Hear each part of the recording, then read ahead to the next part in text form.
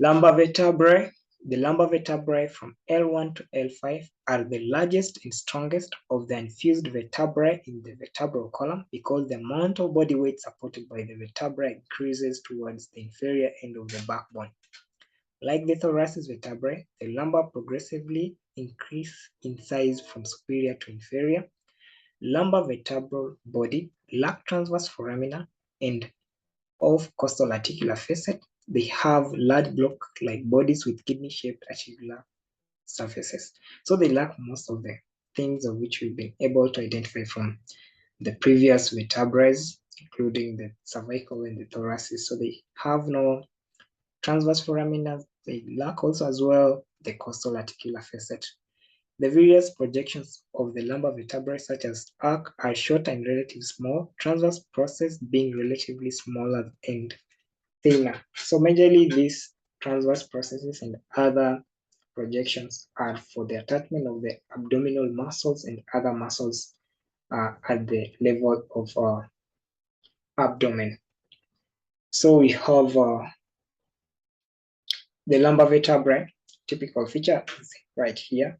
So we have the vertebral body, vertebral foramen, transverse process, superior articular process, and spinous process, laminar and pedicle, illustrated here. And for this case, the lateral view of the lumbar vertebrae, and we have the intervertebral foramen, intervertebral disc, the inferior vertebral notch, superior vertebral notch, spinous process projecting from the back, and the rest of the structures of which we've been able to identify from most of our discussions.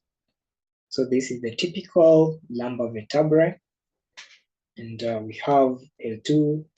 So for the first is L1, then L2, L3, L4, and finally L5. You can as well note that the size of the vertebral body are increasingly in size. So moving from L2, L3, then 4, finally 5, and we have other structures which are much smaller, as said.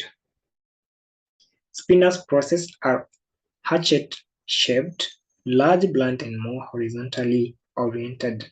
The superior articular facets are concave and directed posteromedially, and the inferior articular facets are convex and directed anterolaterally. These surfaces contact each other in the sagittal plane, allowing this region of the vertebral column to bend anteriorly and posteriorly while limiting rotational movement. So these are the unique characteristics of the lumbar vertebrae.